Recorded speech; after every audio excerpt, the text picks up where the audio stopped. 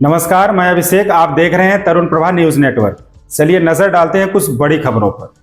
राष्ट्रीय स्वयंसेवक संघ के संघ चालक मोहन भागवत 5 दिन के प्रवास पर अलीगढ़ आ रहे हैं। माना जा रहा है कि संघ प्रमुख ब्रज की भूमि पर हिंदुत्व के एजेंडे को धार देंगे। चूंकि हाल ही में प्रतिनिधि सभा की बैठक में नागपुर में औरंगजेब को लेकर हुए बवाल पर संघ ने कड़ी प्रतिक्रिया दी है और श्री कृष्ण जन्मभूमि की मुक्ति का मुद्दा भी समय समय पर गर्माता जा रहा है।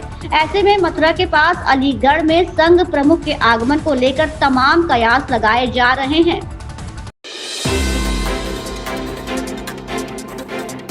राघव चड्ढा ने सरकार को कुछ अहम सुझाव दिए। इसमें देश में स्वदेशी एआई चिप और सुपर कंप्यूटिंग इंफ्रास्ट्रक्चर का निर्माण करने, चिप मैन्युफैक्चरिंग को प्रोत्साहन देने और समर्पित एआई कंप्यूटिंग सिस्टम विकसित करने जैसे सुझाव शामिल हैं। इसके अलावा उन्होंने स्वतंत्र एआई मॉडल विकसित करने की बात कही ताकि भारत की डेटा सुरक्षा और राजनीतिक संप्रभुता बनी रहे।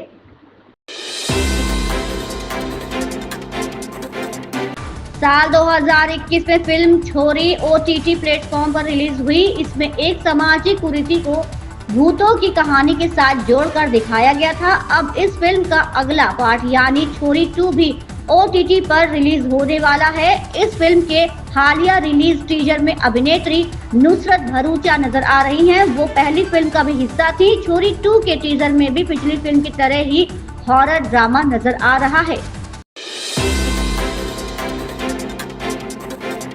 दिल्ली हाई कोर्ट के जज के घर से नकदी बरामदगी पर चर्चा के लिए राज्यसभा के सभापति जगदीप धनखड़ ने सर्वदलीय बैठक बुलाई है। इससे पहले राज्यसभा की कार्यवाही शुरू होते ही मंगलवार को सदन के सदस्यों की ओर ये मुद्दा उठाया गया। इस पर बोलते हुए उपराष्ट्रपति जगदीप धनखड़ ने उच्च न्यायालय के न्यायाधीश जस्टिस यशवंत वर्मा के आवास से मिली नकदी मामले में आज शाम 4:30 बजे एक महत्वपूर्ण बैठक बुलाए जाने की जानकारी दी। अमेरिका के साथ द्विपक्षीय व्यापार समझौते पर बातचीत के दौरान भारत को सावधान रहना होगा, क्योंकि अमेरिका में फास्ट ट्रैक ट्रेड अथॉरिटी नहीं होने के कारण समझौते में किसी भी बड़े बदलाव के लिए कांग्रेस की मंजूरी लेने की जरूरत पड़ सकती है। आर्थिक think tank global trade research initiative ने दोनों देशों के बीच व्यापार पर वार्ता शुरू होने के खबरों के बीच ये बात कही है। यूपी के अयोध्या में मंगलवार को राम मंदिर भवन निर्माण समिति की बैठक में निर्माण कार्यों की समीक्षा हुई। समिति के अध्यक्ष नृपेंद्र मिश्र ने बताया कि प्रथम तल पर राम दरबार की स्थापना होनी है। मई माह के शुरुआती 15 दिन के अंदर शुभ मुहूर्त में राम दरबार स्थापित हो जाएगा।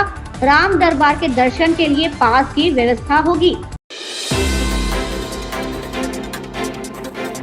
दिल्ली की मुख्यमंत्री रेखा गुप्ता ने मंगलवार को दिल्ली विधानसभा में 2025-2026 का 1 लाख करोड़ रुपए का बजट पेश किया। बजट पेश करते हुए सीएम गुप्ता ने कहा कि इस बार इंफ्रास्ट्रक्चर पर हमारा फोकस होगा। आज ऐतिहासिक दिन है। दिल्ली की नई सरकार ऐतिहासिक जनादेश के साथ आई है। उन्होंने कहा कि ये बजट केवल सरकारी लेखा जोखा नहीं है, ये 10 साल से बेहाल दिल्ली का बजट है। ये बजट पिछले साल की तुलना में 31.5% ज्यादा है। उन्होंने कहा कि पिछली सरकार ने दिल्ली को खोखला कर दिया था, जनता को सिर्फ सपने दिखाए गए।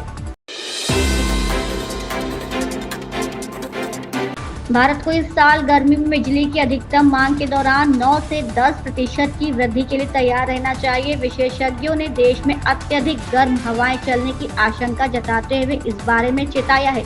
जानकारों का मानना है कि बढ़ती गर्मी के कारण एसी और वातानुकूल के दूसरे उपायों का इस्तेमाल बढ़ रहा है, जिससे ऊर्जा की खपत लगातार बढ़ रही है। राजधानी लखनऊ में मंगलवार को बसपा सुप्रीमो मायावती ने ओबीसी समाज के साथ विशेष बैठक की। बैठक बसपा कार्यालय में आयोजित की गई। इसमें ओबीसी समाज के नेता शामिल हुए। बैठक में ओबीसी समाज के हितों पर चर्चा की गई। बसपा कार्यालय में आयोजित बैठक में बड़ी संख्या में ओबीसी नेताओं ने हिस्सा लिया। बैठक में प्रदेश भर में संगठन की मजबूती के साथ आने वाले चुनावों की रणनीति पर चर्चा की गई। जमीनी स्तर पर पार्टी के प्रदर्शन और विचारधारा को पहुंचाने पर चर्चा हुई। कांग्रेस नेता कन्हैया कुमार ने मधुबनी जिले में पलायन रोको नौकरी दो पदयात्रा की शुरुआत की। इस यात्रा में कांग्रेस के कई क्षेत्रीय नेता और प्रकोष्ठों के अध्यक्ष शामिल हुए। सुबह से ही जिले के विभिन्न इलाकों से कांग्रेस कार्यकर्ता इस यात्रा में जुटने लगे, जिससे पूरे शहर में राजनीतिक माहौल गर्म हो गया। कन्हैया कुमार की पदयात्रा निधि चौक से शुरू होकर कोतवाली चौक, थाना चौक, रेलवे स्टेशन, बड़ी मस्जिद और राठी जैसे प्रमुख स्थानों से गुजरती हुई मस्जिद चौक पर खत्म होगी। इस दौरान कांग्रेस कार्यकर्ताओं ने जोरदार नारेबाजी करते हुए पलायन रोको नौकरी दो के नारे लगाए। इलाहाबाद हाई कोर्ट की लखनऊ पीठ ने सोमवार को कांग्रेस सांसद राहुल गांधी की दोहरी नागरिकता के मुद्दे पर जानकारी पेश करने के लिए केंद्रीय गृह मंत्रालय को 4 हफ्ते का समय दिया है। आरोप है कि राहुल गांधी के पास ब्रिटेन की नागरिकता है और ये सवाल कई वर्षों से चर्चा में है। इसी मुद्दे पर एक जनहित याचिका दायर की गई है। इस मामले में हाई कोर्ट में अगली सुनवाई 21 अप्रैल को होगी। न्यायमूर्ति AR मसूदी और न्यायमूर्ति अजय कुमार श्रीवास्तव प्रथम की खंडपीठ ने ये आदेश कर्नाटक के सामाजिक कार्यकर्ता S विघ्नेश शिशिर की याचिका पर दिया। याची ने राहुल गांधी की कथित ब्रिटिश नागरिकता मामले में CBI जांच की मांग भी की थी। फिल्म रेड 2 से अजय देवगन के बाद अब रितेश देशमुख का पहला लुक सामने आया है, जिसमें वो एक नेतागिरी करते नजर आ रहे हैं। रितेश के इस नए लुक के साथ अजय ने उनकी भूमिका के बारे में भी जानकारी दी है। Allahabad high court bar association ने दिल्ली हाई कोर्ट से जस्टिस यशवंत वर्मा के तबादले के विरोध में मंगलवार को अनिश्चितकालीन हड़ताल शुरू कर दी। हाई कोर्ट के गेट नंबर 3 पर इकट्ठा होकर वकीलों ने नारेबाजी की। इस मौके पर बार एसोसिएशन के अध्यक्ष अनिल तिवारी ने कहा कि ये विरोध किसी कोर्ट या जज के खिलाफ नहीं, बल्कि उनके खिलाफ है जिन्होंने न्यायालय की व्यवस्था को धोखा दिया है। हमारी लड़ाई भ्रष्टाचार में लिप्त लोगों और उस व्यवस्था के खिलाफ है जो पारदर्शी नहीं है। फिलहाल हमारी मांग स्थानांतरण के आदेश पर पुनर्विचार करने और उसे वापस लेने की है।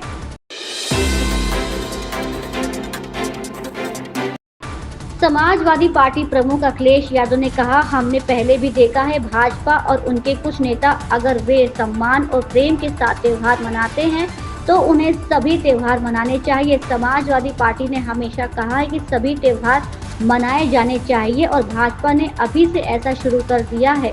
भाजपा ऐसी पार्टी है कि अगर उन्हें किसी चीज से एक वोट भी मिल रहा तो वे उसे कर देंगे। बीजेपी और बीजेपी के खासकर खास लोग जो इतने सम्मान के साथ, इतने प्रेम के साथ त्योहार अगर मनाना चाहते हैं तो सभी त्योहार मनाने चाहिए। समाजवादियों का हमेशा ये पक्ष रहा है कि सभी त्योहार मनाने चाहिए, किसी भी धर्म के हों। खुशी की बात है कि भारतीय जनता पार्टी अब मनाने लगी है बड़े पैमाने पर, और भारतीय जनता पार्टी वो दल है उससे अगर एक वोट मिल रहा हो कुछ करने से तो वो तुरंत परफॉर्म कर देंगे वो चीज। फिलहाल इन खबरों में बस इतना ही। लेटेस्ट अपडेट के लिए आप बने रहें तरुण प्रभा न्यूज नेटवर्क के साथ। चैनल को लाइक, शेयर, सब्सक्राइब करना बिल्कुल ना भूलें। धन्यवाद।